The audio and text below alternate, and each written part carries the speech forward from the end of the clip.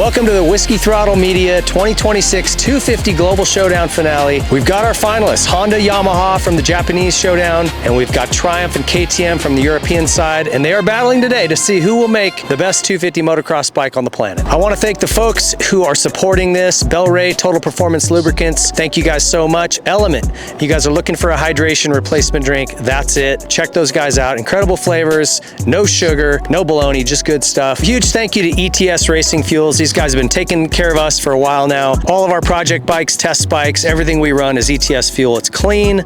There's all kinds of options, so check those guys out. I want to thank Rockform phone cases. If you guys are looking for something to protect your phone, magnetic mounting components, screen covers, you name it, speakers, recharging devices, they're awesome. Check out Rockform. Thank you to 6D Helmets for supplying helmets for our test riders, and also to Yes Goggles, who provided goggles today for our test. Great companies, great sponsors supporting this. We've got also some great riders. So Cody Moore and Adam Persitza are two in-house Whiskey Throttle Media test riders, and we've got our two wild cards. These are guys who sent in videos, who are just followers of what we do, and we selected them off of a video submission. So these guys have never done shootouts before. They're just regular guys, weekend warriors, but they've got pretty cool backgrounds, and we were interested to hear their feedback, so let's get started.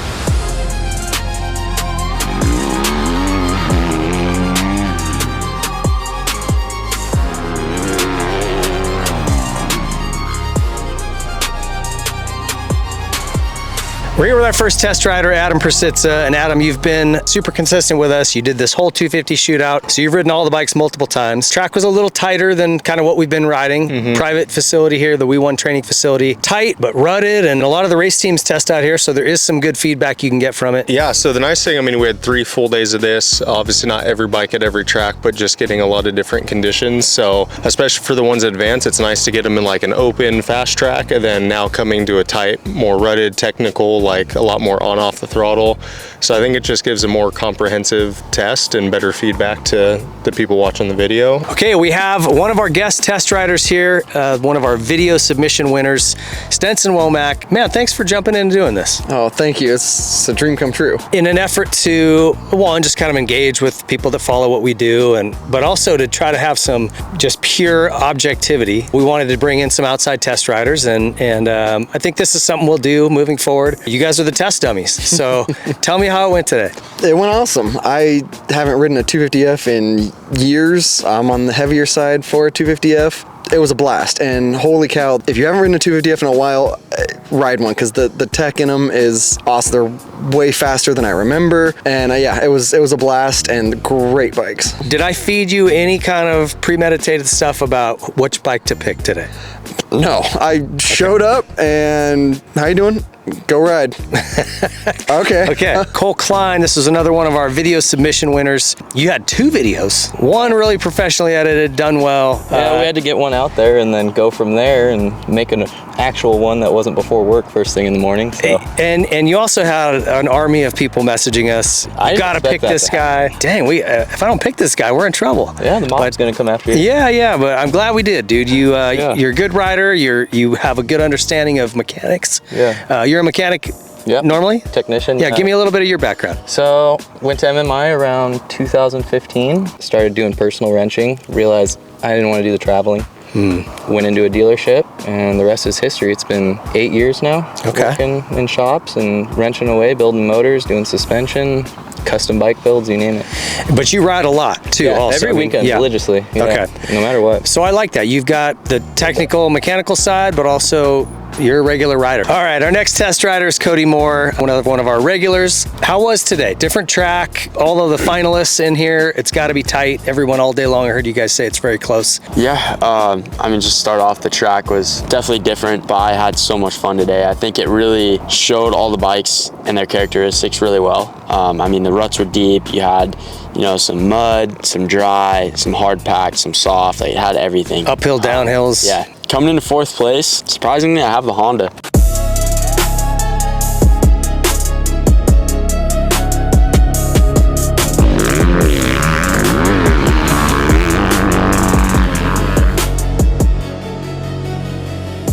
It won for me at Paula, barely against the Yamaha. It was super, super close. I could definitely, in the hard pack stuff, trust it, I feel like, a little bit more. But then coming into some of the ruts, I just feel like it was unsettled with the front end and stuff like that. We did some suspension adjustments. I went 2 softer on my compression on my forks and 2 on my shock. That helped with it settling in coming into the ruts because there were some braking bumps coming in, but still just the bike's outshined a little bit more. I was surprised to see just the mix-up in results, and I guess that just goes to show that there isn't any one clear-cut winner. It was a lot of just what's good for each guy. Definitely, and everything was so close today. I mean, 1 through 4 are just great bikes. Yeah. Third place, we got the Honda, old trusty. Motor hasn't changed too much over the years, but I feel like it's not where the other bikes are electronics-wise, some of the suspension developing-wise, and like some of the other guys said, the 100 definitely hinders the bike. Clutch response wasn't as good as the other bikes. The mode switch though, on that one, you go to mode 1, you knew you were in mode 1. That thing was slower than dog, but if you wanted to trail ride, by all means, that thing would love it in mode 1. Yeah. Go to mode 3, you actually get some pop, some snap. You feel like you're riding a faster dirt bike. Yeah, and I like that you mentioned that because most of these bikes, not all of them, but most of them, the 2 maps are so close, you're kind of like, Yeah, you can't. maybe I feel it. And when you got that button there, I want it to go slow or I want it to go fast. And if you got 3, give me the middle linear one and then give me the one that rips my arms off on the last. Yeah. Number 3 for me was the Honda. The motor was fine on the Honda. I know some guys were knocking it down for the motor. I didn't have much of an issue with that. The only issue that I really ran into on the Honda is I caught my legs on the shrouds a couple of times. I had to unhook them coming through some of the tight corners. I know they mentioned today was a pretty tight track, but the suspension was maybe a little soft for being a little bit heavier, but the ergonomics on it were great. The brakes were good. The motor was not on pace with the top 2. The handling was good if it wouldn't have caught my legs on it. Yeah. So just a couple little areas. Catching the top of your boot? Yeah. Yep. Hooking it. Yep. Okay. So in 4th place, I put the Honda. Solid bike, like doesn't do anything bad, but they're just, the other ones do things a little bit better. Like it's the motors maybe a little lacking compared to the other 3 bikes we had out here today. So it's like, but it's still good. I mean, very rideable, very fun to ride. The bike is nimble. Suspension again was good, but just didn't wow me or didn't have some of the like changes you can make that some of the other ones you can do a little bit better. Cornering again, solid cornering, didn't really step out, but just other ones I felt were easier or just a little bit more predictable. Ergos are pretty good. It's kind of more middle of the range, so I think it can suit both taller and shorter riders, where some of the others are better for maybe a little smaller rider and some are better for tall. This one is just kind of in the middle. We didn't really talk about it too much on the Japanese test day, but the Honda does have a 100 rear tire, just kind of like the Triumph, so I think it's lacking. Like they both really do need 110s. Sometimes in the deeper stuff in the morning, it just wasn't hooking like you wanted to, so you're kind of bogging a little bit. And then on more of the dry pack slick stuff, you could break it loose a little bit easier. Luckily, the power's not too aggressive that it happened all the time, but it's just a little bit of a change compared to how the other bikes were today. Coming into 3rd, I have the Triumph.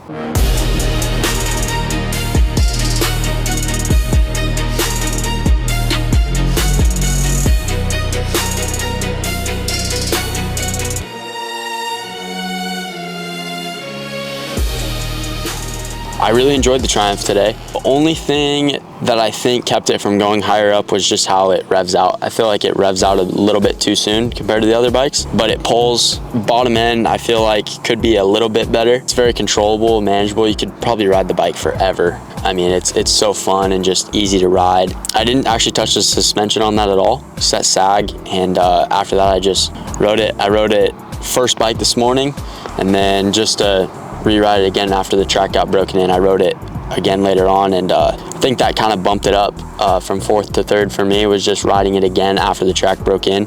Like I said, everything's so tight, it's hard to put it 1 through 4. Yeah, I get it. So 2nd for me was the Triumph. That one, man, I just hopped on and it just felt right. Like I made 2 very minor adjustments. I think I dropped the forks. They were at a 5mm. I went down to a 3 just to give it a little bit more front end stability. And then I ended up increasing the compression a couple of clicks again, just to like hold it up a little bit. And that's all I needed. That thing, every corner, what's really important, like if you can put too much input into a Triumph and you're gonna have a hard time cornering, you need to let it just do what it wants to do. And that thing will corner on rails. Like through the ruts, it just stays locked in. It doesn't pop out unless you're trying to oversteer it. So kind of doing that, by stiffing up, I could do a little bit more of my input that I'm used to doing, and it was able to handle it. But when it was a little lower in the front and a little softer, I just kept oversteering it. So it's like, just to suit my riding, those 2 things things, and then it was perfect the whole day for me. So knock on that one again, it's got 100. I'd prefer 110. I've gotten to ride it with a 110, so I know it definitely holds up a lot better. It was a little weaker than the Yamaha, but it had really good bottom to where out here in the dryer, like later in the day, I was able to ride a gear higher and really have good traction. It still pulled really well without breaking that rear tire loose. So if I had a 110, I'd easily be able to gear lower and rev out a little quicker. It lacks a little bit on the top end, not an issue today's track, so that's why it rated a little bit higher for me today. So fourth, and it was my first time ever being on one, was the Triumph. It was just a little bit vanilla for me, to be honest. It did everything good, but nothing really great. And I felt like, being 190, I had to work on this one a little bit more for the motor to pull me out of a few corners. There's a jump back here is roughly the size of a sperm whale or so, and it took the most to get that out, of that bike, where some of the other ones pulled me over a little bit better. We do measure all our jumps in sperm whale lengths, so about one sperm whale. Yeah, about one sperm whale, and that was about.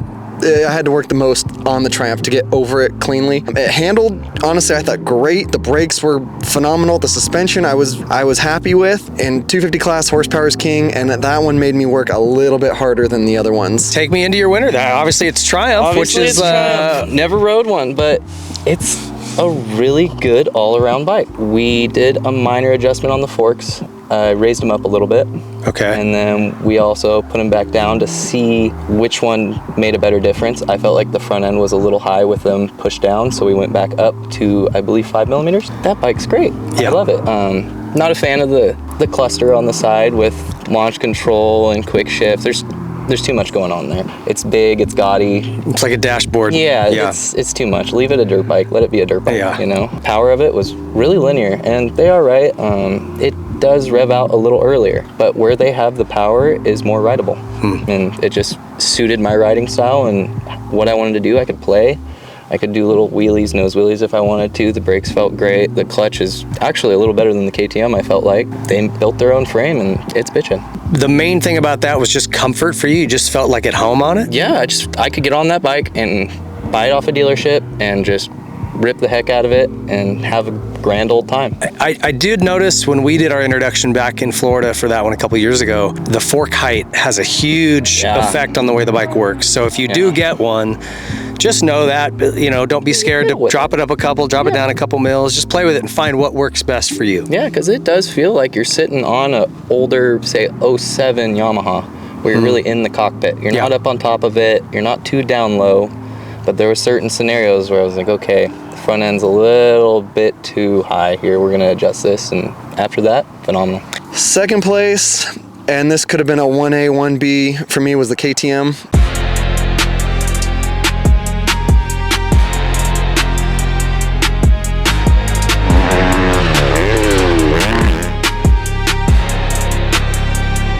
I fought the air fork just a little bit, and I kind of made a couple little changes to it, but man, that motor just, it pulls, and I don't think we got out of third gear on this track today. That one I felt like I didn't have to shift quite as quick, and then that one really kind of helped me lean into the ruts a little bit more, didn't want to pop out. It kind of helped with some of the cornering. A couple of the corners are pretty darn sharp, and that thing just, it lays in, and the brakes were awesome on it. Yeah, definitely great brakes. The clutch was nice, the motor's really good. I just wasn't quite as comfortable with the suspension. It wasn't quite as planted as first place. And so that puts KTM up front for you? For me, KTM was kind of the clear winner because, again, I said it when we did the Euro Day, like there was nothing I didn't like about the bike. Again, it did take me a bit longer to get comfortable. We had to make a few adjustments. We ended up going 4 clicks stiffer on the compression in the front end to get it to hold up, which was a little too much. I went back to, I'm like, okay, I kind of like that.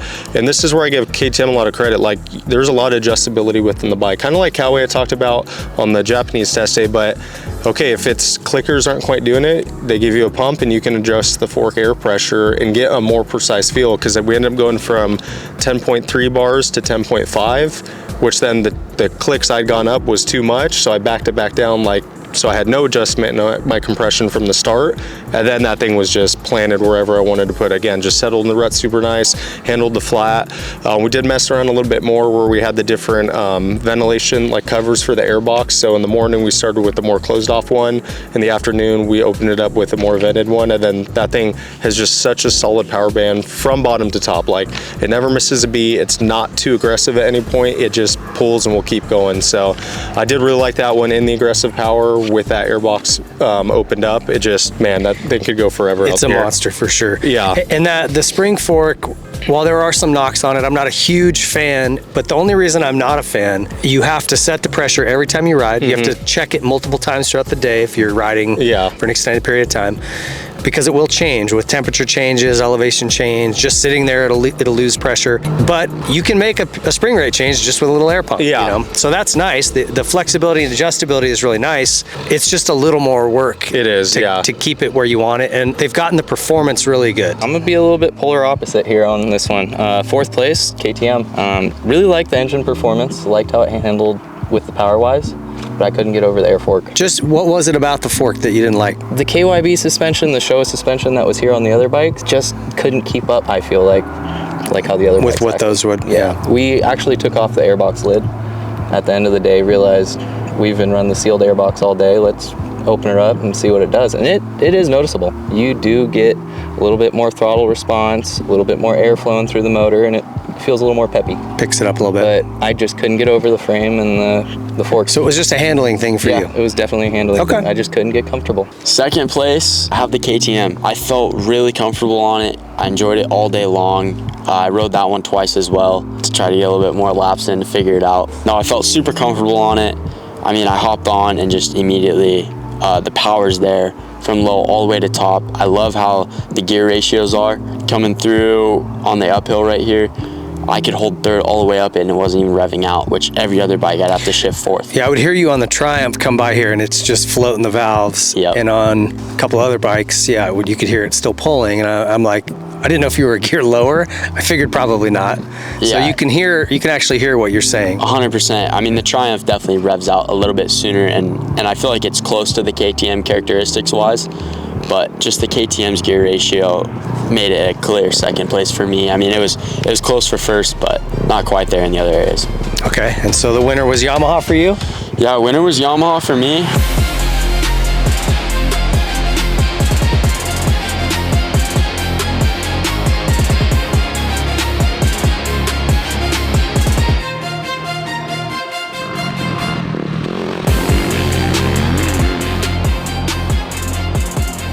Pretty tore for a minute there, and went out and rode the Yamaha again, and just, you can't beat its power. Undeniable of how good their bottom end is, and especially here on a tight track. I mean, everything coming out of the deep ruts, they would just pull you, get it right out of it, whether how deep it was. Going through some of the hard pack stuff, I feel like I could trust it a lot more. Ended up going softer the 2nd time I went on it, on the forks, and that I think helped a little bit more with the chatter after it started getting rough. And then I could just trust it. I felt like it was super consistent. I mean, everything that you would expect it to happen, it would do. Very predictable. Very predictable, yeah. Yeah, I mean, it was just a solid bike all the way around, honestly. I almost put 1 on the paper for KTM for a minute there, and then I had to ride the Yamaha again. It was, honestly, all 4 were pretty close. It was hard for me to even put them 1 through 4. For me today, I picked Yamaha's 3rd. It took me a little bit to get comfortable kind of with the setup again, just very different track conditions.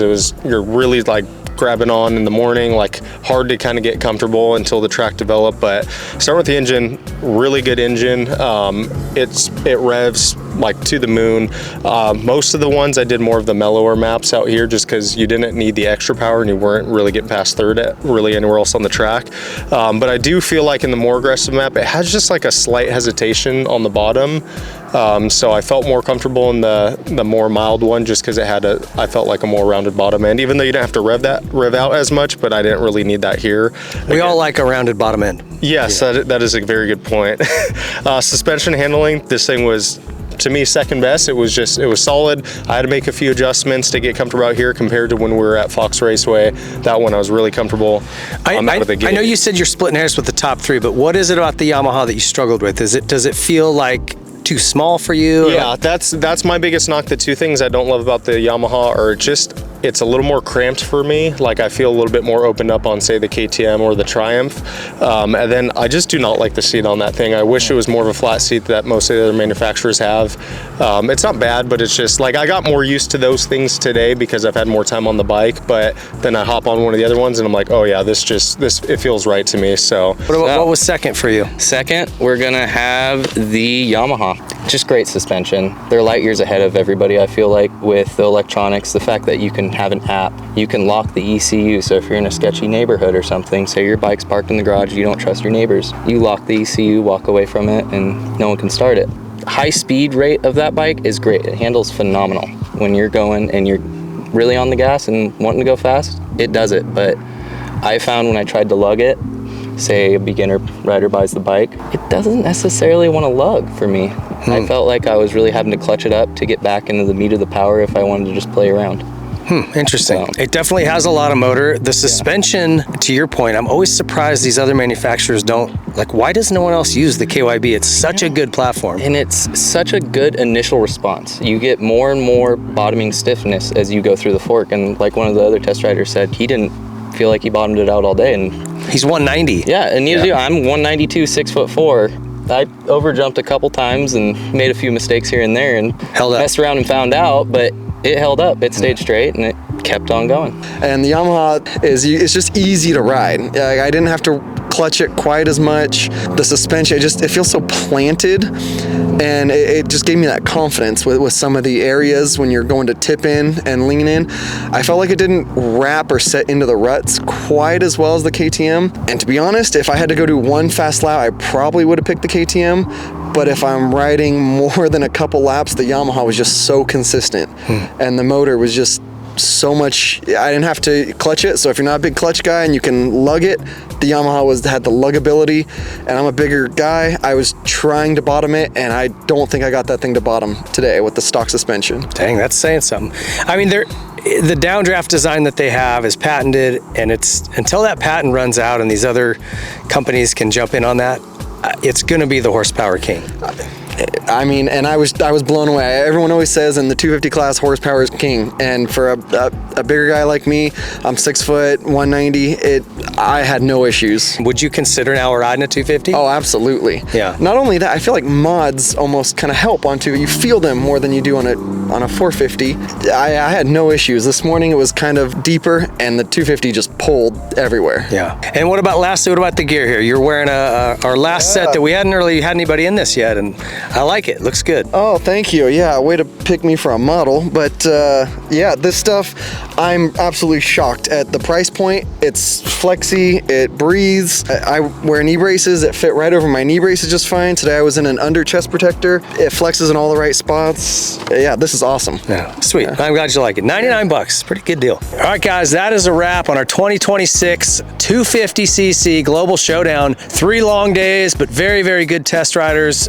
Great feedback from all of them. Really enjoyed it here at the We1 training facility. This is not open to the public, but they do private sessions. So if you're looking for a cool place for a ride day or to go do some training or testing, check them out. Really cool track. Weird results again today, just kind of all over the board. And it really highlights what the guys say in the video, which is it really comes down to personal preference and the little things that made them more comfortable. Just splitting hairs. These bikes are all great. So I'm going to give you the points here as it broke down today. 4th place, Honda with 14 total points using Olympic style scoring. Triumph was 3rd with 10 points. KTM was 2nd with 9 points, and Yamaha won with 7 points today.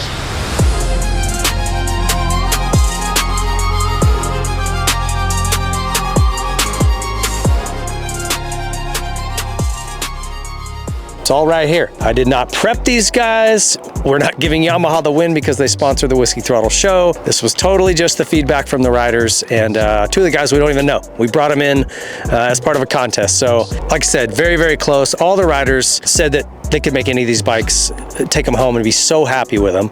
Really just came down to, for most guys, the comfort of the Yamaha suspension and then the power. The engine is just, it's impressive. But you know, each one of these was ranked, like Honda had a 4th, KTM had a 4th, Triumph had a 4th. Someone put Triumph as 1st, someone put KTM as 1st, and 2 people put Yamaha as 1st. So a little bit all over the board, which just tells you, like I said, it comes down to personal preference, especially at these late stages of a shootout. Just a huge huge thank you to all of the folks that followed us along through this.